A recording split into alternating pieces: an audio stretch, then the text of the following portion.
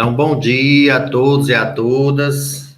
Saudar aqui a Yasmin e a Ana Selma, que a Ana Selma está aqui do meu lado, viu? Então, temos dois alunos aqui, já deu quórum, né? Vamos falar um pouco mais, né, da palavra de Deus. O Senhor tem nos confiado essa escola e estamos na pregação expositiva do Evangelho de João.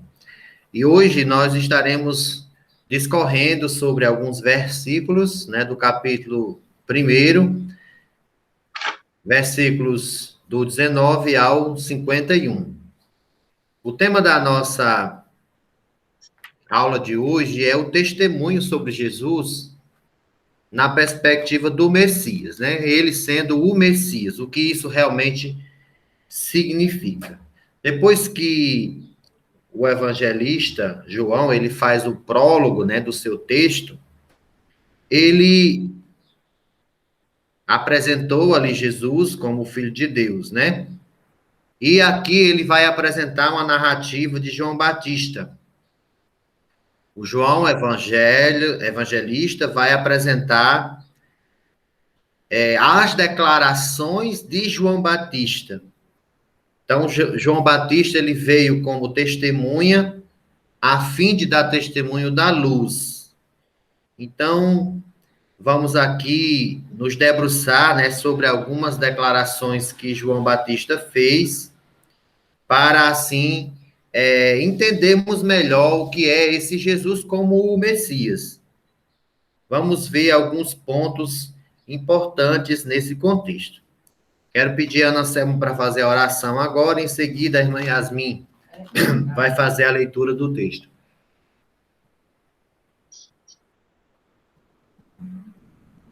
Pode orar, Ana Selma. Porque se botar esse bicho aí, fica dando...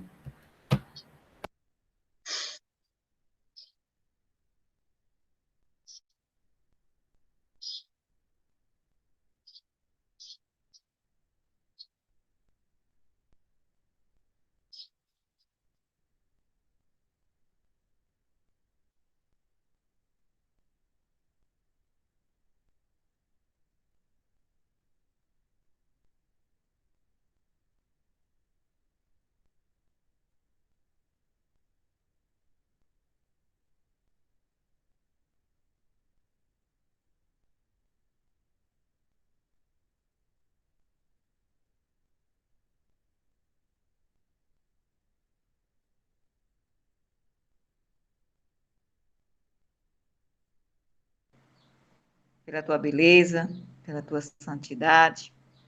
Graças eu te dou, Senhor, pela tua misericórdia. Obrigada, Pai, pelo novo dia. Essa oportunidade de nós estarmos, Senhor, continuar te louvando, bendizendo o teu santo nome. É maravilhoso, não tem explicação. Quero aqui apresentar a minha vida, a vida de toda a igreja presbiteriana renovada de Iguatu. Quero apresentar a vida de Yasmin, de sua família. Quero apresentar a vida do professor Ivo. Esteja com ele, Pai. Nos dá agora, Senhor, entendimento do alto céu, da tua palavra maravilhosa. Espírito Santo, usa teu servo como instrumento para estar, meu Pai, dando boas explicações, de acordo, meu Pai, com teu entendimento e com a tua vontade. Assim nós te louvamos e nós te agradecemos. Amém.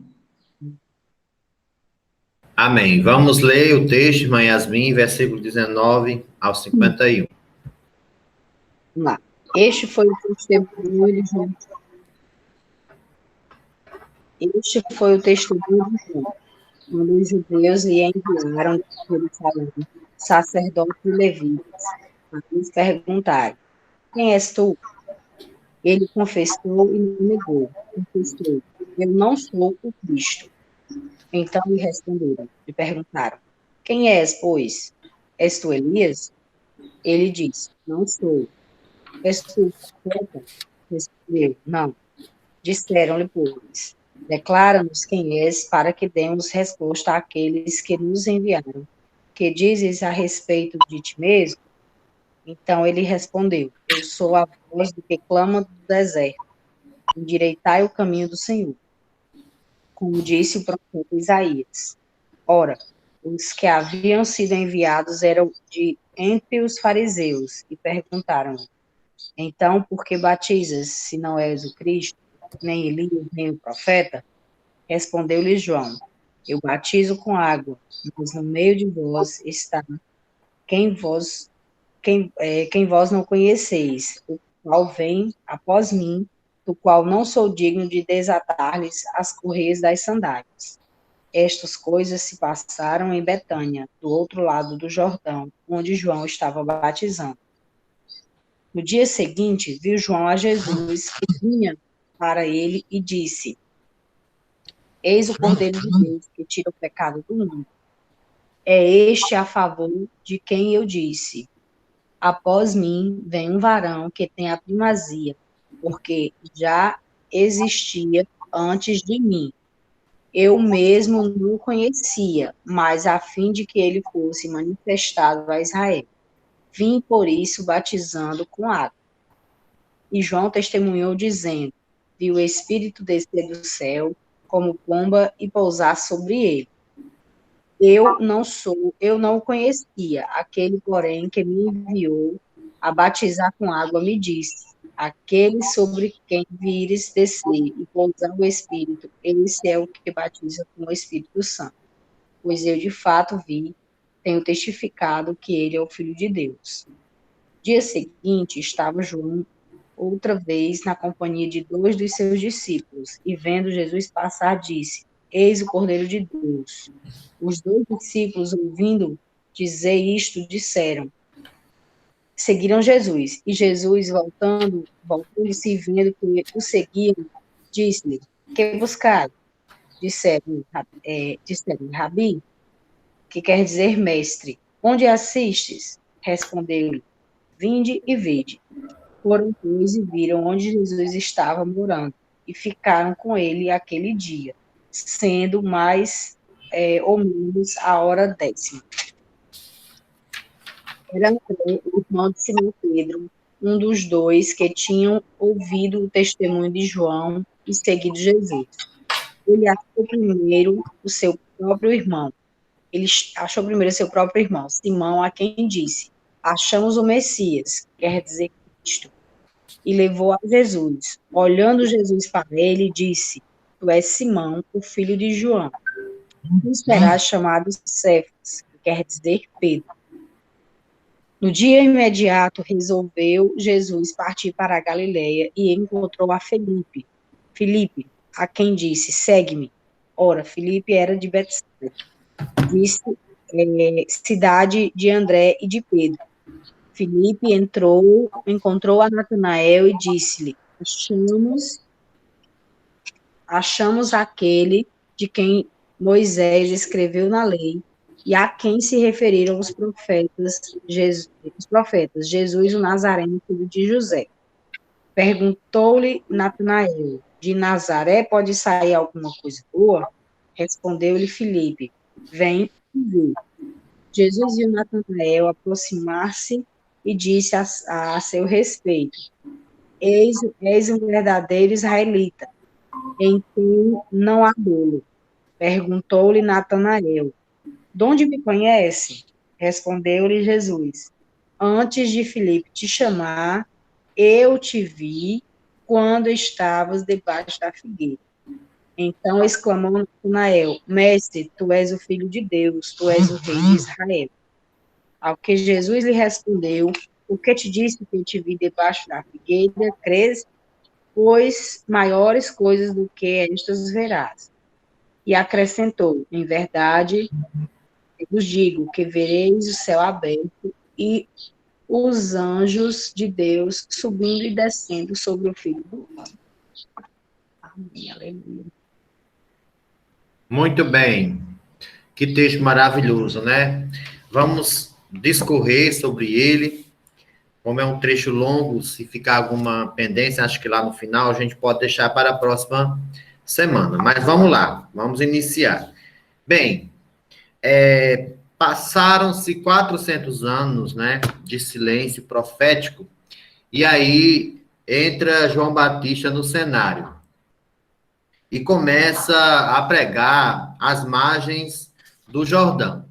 Eu acredito que os irmãos já conseguem identificar que a pregação de João Batista, ela causou um impacto, né? Um impacto grande, não só na audiência, nos ouvintes, né? Aqueles que estavam a escutar e a dar credibilidade à mensagem, mas também na própria cúpula religiosa da época, né? O Sinédrio, ele se manifestou para fazer uma investigação, uma pesquisa, quem seria aquele profeta, quem seria aquele homem que estava com aquela mensagem e com aquelas atitudes que chamaram a atenção. E uma delas, uma das principais atitudes que chamaram a atenção do Sinédrio foi o fato de João Batista batizar. Então, muito mais do que a mensagem, incomodava o Sinédrio o fato de João batizar. Então, como ele batizava, eles enviaram comissários para fazer interrogações a João, e diante dessas interrogações, nós temos a narrativa aqui do apóstolo João sobre isso. A pregação, ela realmente perturbou o Sinédrio, que mandou uma comitiva para investigá-lo. E principalmente, como eu já disse, com relação ao batismo. Mas por quê? Porque o Sinédrio era largamente controlado por uma família de sumos sacerdotes.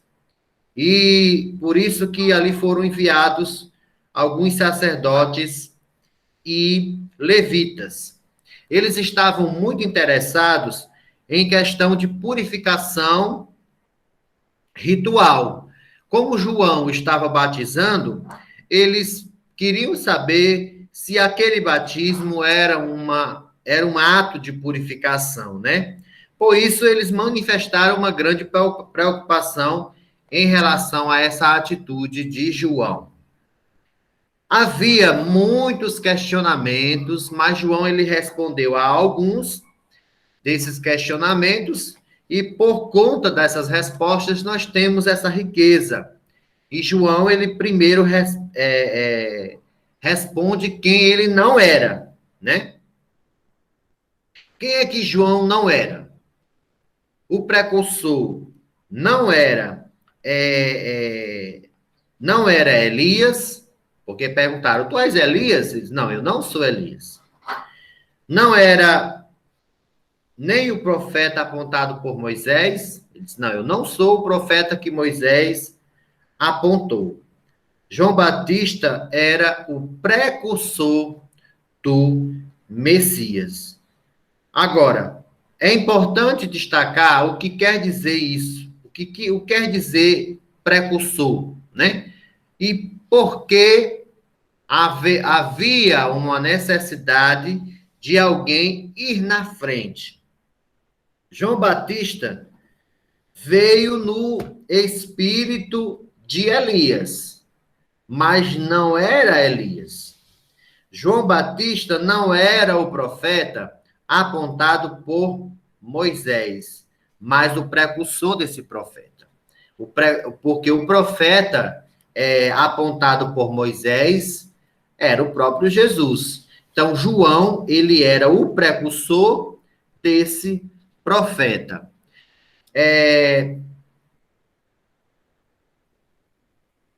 Em segundo lugar, além de João declarar, né, João Batista declarar quem ele não era um profeta, ele não era Elias, ele veio no espírito de Elias, ele não era o profeta apontado por Moisés, mas ele veio para preparar o caminho do profeta que Moisés apontou. Quem o precursor era? Né? Quem era o precursor? Depois eles ouviram, né, da própria boca de João, que ele era aquele que veio preparar o caminho do Senhor. Os sacerdotes e levitas queriam ouvir de João uma resposta positiva de quem ele realmente era, já que ele disse quem ele não era, né? Então, ele, primeiramente, era o preparador do caminho do Messias. Então, agora vamos aprender o que isso significa e por que, naquela época, havia esse tipo de realidade. João Batista, ele era uma voz, como ele mesmo disse, que clamava no deserto e que ele veio preparar o caminho do Messias. Isso quer dizer, na antiguidade, especialmente naquele tempo, quando um rei iria fazer uma viagem, iria fazer um percurso, na frente dele, né, iam algumas pessoas chamadas de percussores, porque estavam na frente, né, para endireitar os caminhos escabrosos, principalmente as veredas, né, que são caminhos feitos pelo gado, pelas ovelhas, que não eram estradas, caminhos às vezes estreitos, que poderia ter arbustos, né, poderia ter rochas, e para que o caminho do rei ele fosse mais fluido. Dessa maneira veio João preparar o caminho do Senhor. Não aparar árvores ou arar ou preparar terras necessariamente, né? Mas João veio trazer a mensagem antecedendo aquilo que Jesus Cristo traria. Não somente a mensagem, mas também um símbolo muito importante que foi o batismo. João, ele era o batizador com água. Mas será que o batismo de João é o mesmo batismo que nós recebemos?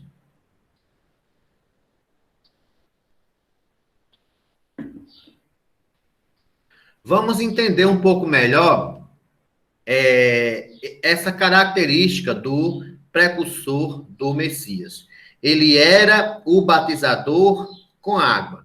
A maior preocupação, né, dos emissários lá do Sinédrio não era, como eu já disse, nem a mensagem, mas sim com o batismo.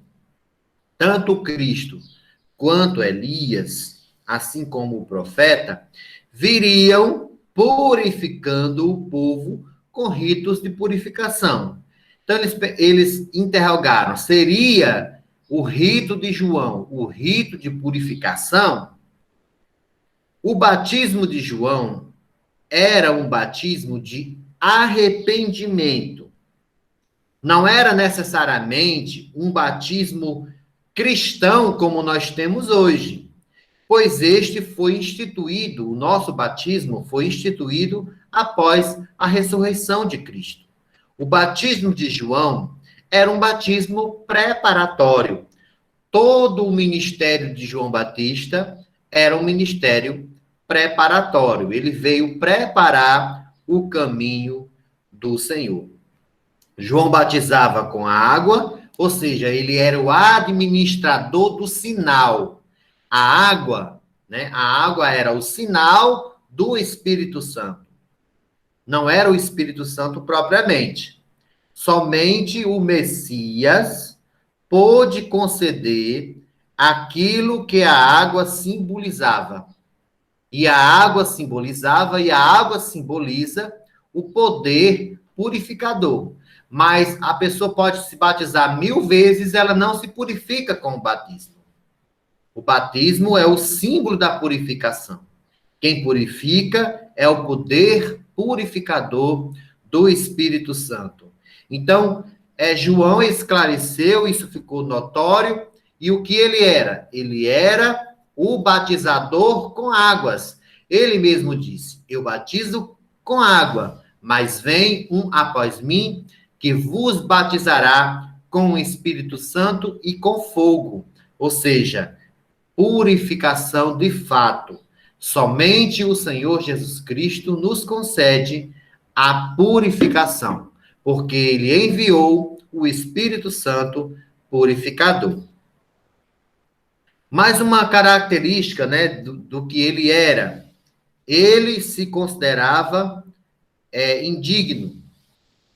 João Batista se considerava indigno. Ele disse: eu não sou digno de desamarrar as correias das sandálias.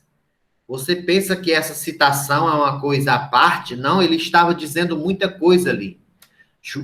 Quem desatava a correia das alpargatas, né, dos maiorais eram os escravos.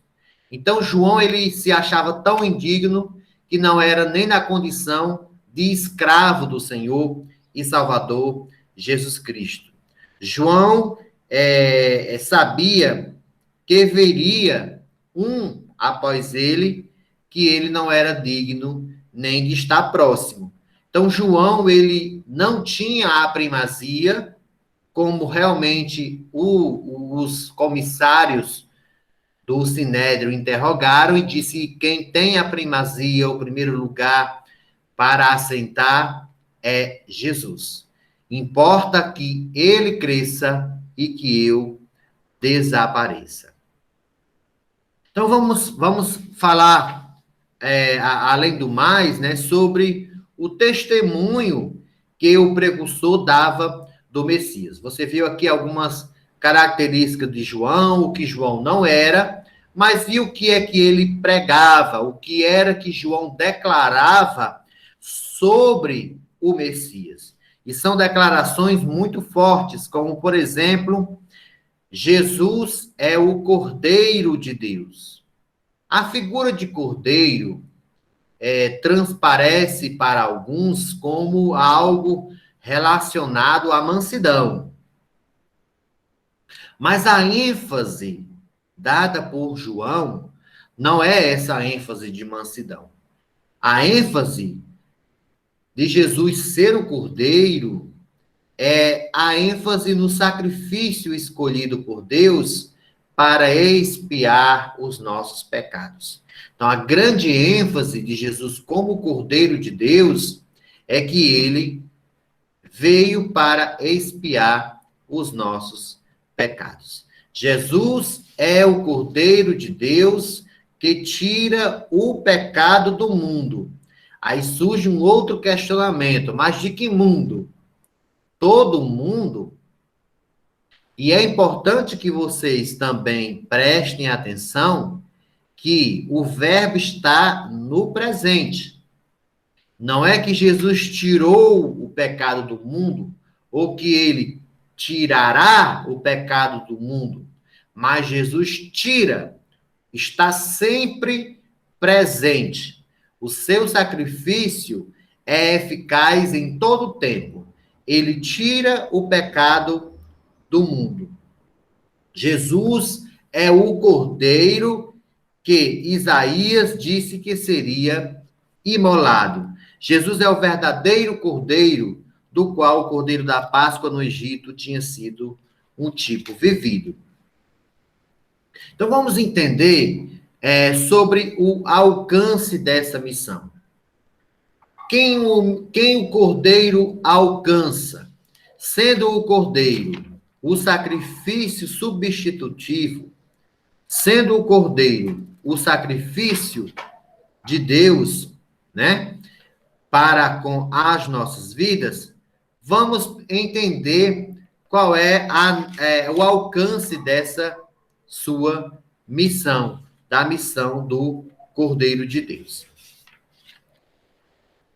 Jesus é o Cordeiro de Deus que veio expiar os nossos pecados.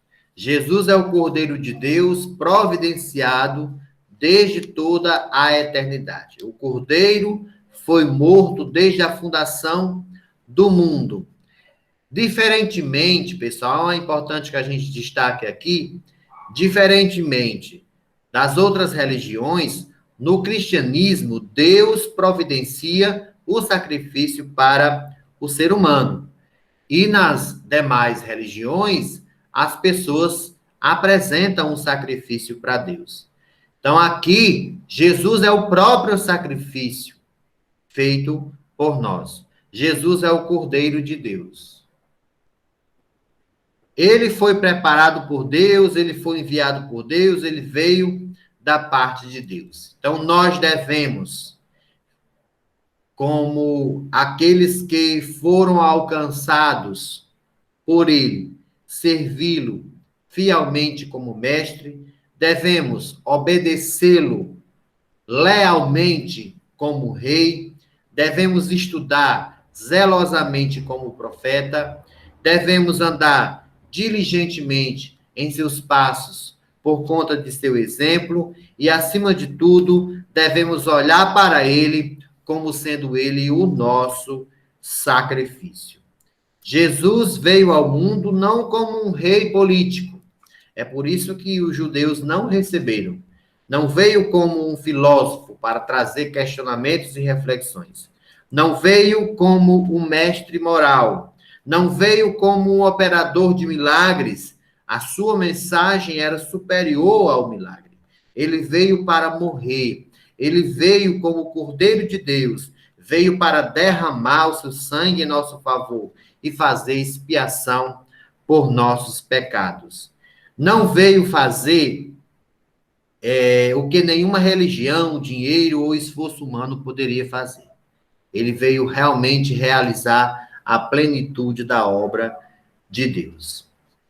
A natureza da missão, a natureza da missão do Cordeiro, o Cordeiro de Deus, ele veio para tirar o pecado, né? Veja que João, ele diz, este é o Cordeiro de Deus que tira o pecado do mundo. Ele não veio encobrir o pecado, ele não veio mudar o nome do sentido do pecado, ele não veio para desculpar o pecado, não veio para promover o pecado, ele veio para tirar o pecado do mundo. Então, o ser humano pode livrar-se, o ser humano não pode livrar-se de seu pecado. Ele precisa do Cordeiro. O ser humano não pode ser salvo em seu pecado. Ele precisa ser salvo do pecado. O ser humano não providenciou a redenção. Ela procede de Deus. Então, o Cordeiro de Deus tira o pecado pelo seu sacrifício e não apenas pelos seus milagres. Foi na cruz que o Cordeiro triunfou pelos seus milagres. Foi na cruz que o Cordeiro triunfou sobre o pecado. Ele se fez pecado. Ele se tornou nosso representante e nosso substituto. Deus fez a maior transação do universo. Pegou a nossa conta, a nossa dívida e colocou na conta do Senhor Jesus. Aí você pode perguntar, né? E sobre o alcance? Se ele tira o pecado do mundo, que mundo? Todo mundo, todas as pessoas foram alcançadas? É uma grande dúvida. E tem algumas correntes que defendem, né? Algumas correntes que defendem algumas questões sobre essa situação. O Cordeiro de Deus, que ele tira o pecado do mundo, de todos os homens, de todas as tribos, de todas as raças, de todas as gerações, isso já é notório na palavra de Deus. Veja que não são os pecados, mas o pecado. Quer dizer, não é um tipo de pecado, mas o pecado em si, ele é aniquilado pela obra do nosso Senhor Jesus Cristo. Bem, mas fica a pergunta, e a expiação de Jesus, ela é universal? Se ele tira o pecado do mundo, todo mundo está salvo? Não devo ter nenhuma preocupação com relação à minha salvação, já que o Senhor morreu na cruz? Mas fica evidente que a passagem não ensina uma expiação universal. João Batista não ensinou isso, nem o evangelista, como está nos versículos 12, 13, lá no capítulo 10 deste mesmo evangelho, nos versos 11, 27 e 28. O sacrifício do Cordeiro, ele é suficiente para todas as pessoas do mundo. Isso é fato, porque Deus não é limitado, mas é eficiente apenas para os que creem. Então, a grande resposta está aqui. O sacrifício ele é suficiente para todas as pessoas do mundo, mas só é eficiente para aqueles que creem. Então, a eficácia dessa missão, ela só vai acontecer para aqueles que creem. Jesus é o Cordeiro de Deus que tira o pecado do mundo. O Cordeiro não apenas tirou, mas tira o pecado do mundo. Então, o Cordeiro de Deus morreu há 2000 anos, mas os seus efeitos, o efeito de sua morte, continua atualíssimo, né? Se Cristo é o Cordeiro de Deus que tira o pecado do mundo, devemos ir a Ele, ou então pereceremos. Não há outro meio de sermos perdoados do pecado, libertos da culpa e de fugirmos da ira vindoura. Se Jesus é o Cordeiro de Deus, precisamos ir e anunciar isso ao mundo. Jesus tem a primazia. Embora ele fosse 6 meses mais velho que Jesus, João Batista reconhecia que Jesus existia antes dele, pois é o Verbo eterno, o Pai da eternidade. Jesus é o ungido de Deus. João Batista, como testemunha presencial, viu o Espírito Santo descendo e pousando sobre Jesus, logo depois do batismo no Rio Jordão. Então, o Espírito Santo revestiu Jesus em seu batismo. Então, o Espírito do Senhor, como o mesmo Jesus disse, o Espírito do Senhor está sobre mim. Então, irmãos, João, ele tinha o símbolo da purificação, que era a água, né? E Jesus era a própria purificação e trouxe o batismo da purificação, que é o batismo com o Espírito Santo. Jesus é aquele que batiza com o Espírito Santo. Jesus batizava com água, João batizava com água, o símbolo. Jesus batiza com o Espírito Santo, o simbolizado, o fogo purificador. Então, o batismo que João trouxe e que intrigou ali o Sinédrio era por conta que eles achavam que aquele ritual era um ritual de purificação. Mas João disse, olha, eu batizo apenas com água, mas vem um após mim que vos batizará com o Espírito Santo e com fogo. Então, Jesus, ele é o Filho de Deus. João Batista conclui o seu testemunho acerca de Jesus, afirmando categoricamente que ele é o Filho de Deus. Jesus é eternamente gerado do Pai, coigual, coeterno, consubstancial com o Pai. Tem a mesma essência, a mesma substância, a mesma natureza. É luz de luz. Eu quero finalizar falando de um outro texto do texto, agora um testemunho, não dado por João, mas um testemunho dado por 2 de seus discípulos.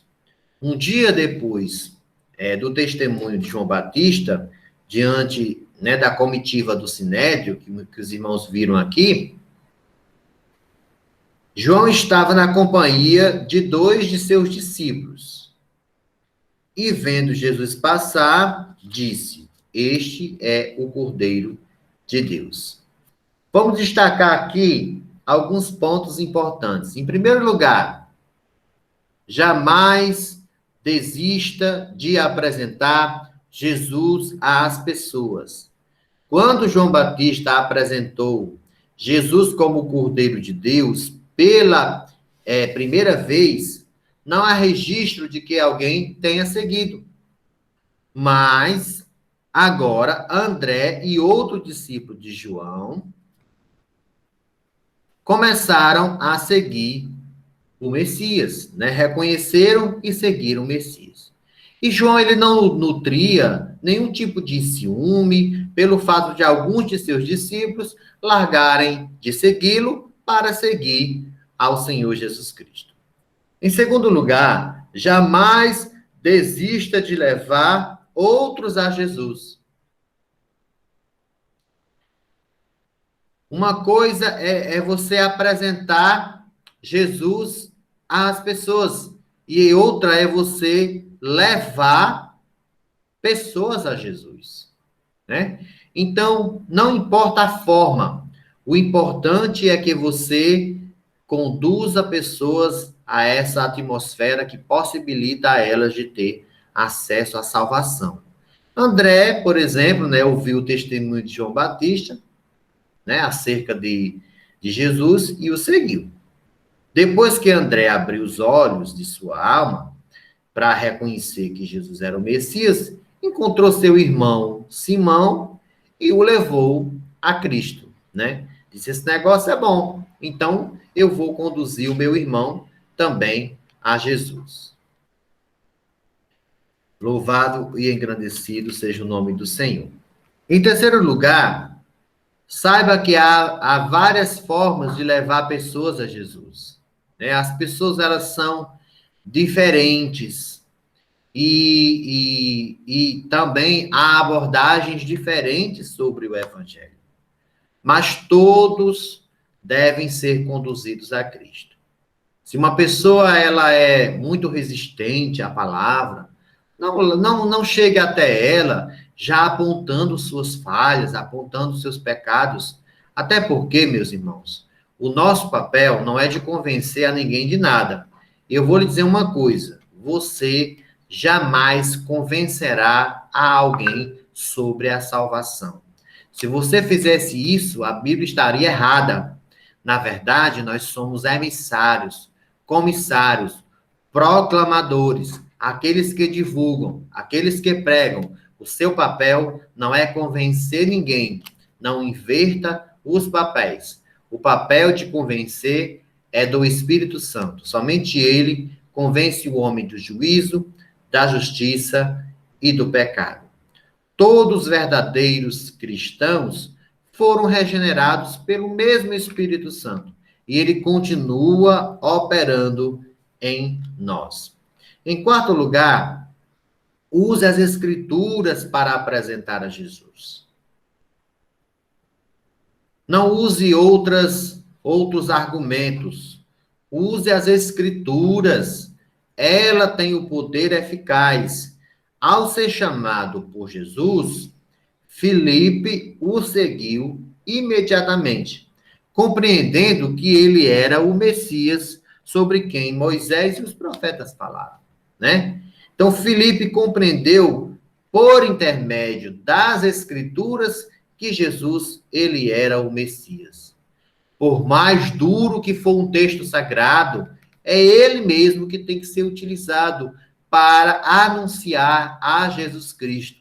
Lembre-se que você não é um convencedor de ninguém. Você não convence ninguém sobre nada em relação à salvação. Mas o Espírito Santo é quem convence o homem do juízo, da justiça e do pecado. Em quinto lugar, use os melhores métodos para apresentar a Jesus. Filipe enfrenta a oposição, né, de Natanael, não com uma refutação contundente, mas com uma convocação a uma experiência, porque ele vai dizer assim, mas poderia vir alguma coisa boa lá de Nazaré?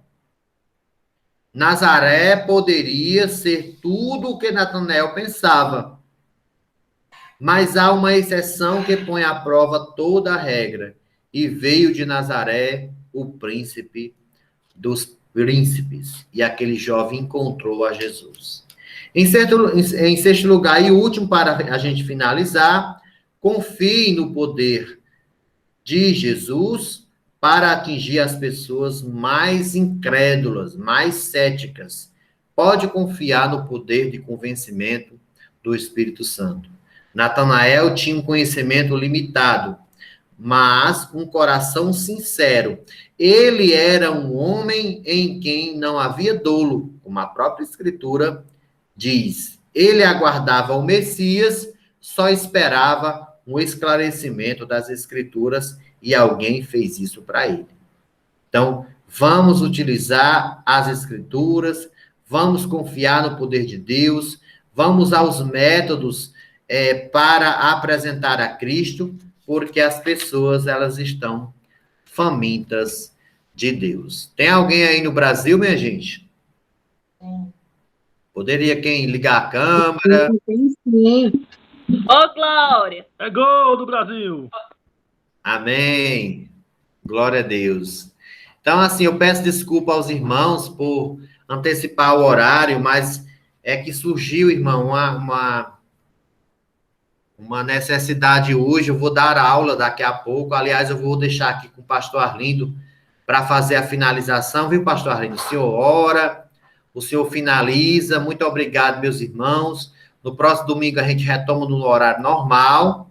E eu vou ter que sair porque eu tenho que entrar na outra sala virtual para dar aula para as pessoas, tá bom? Já estão me aguardando por lá.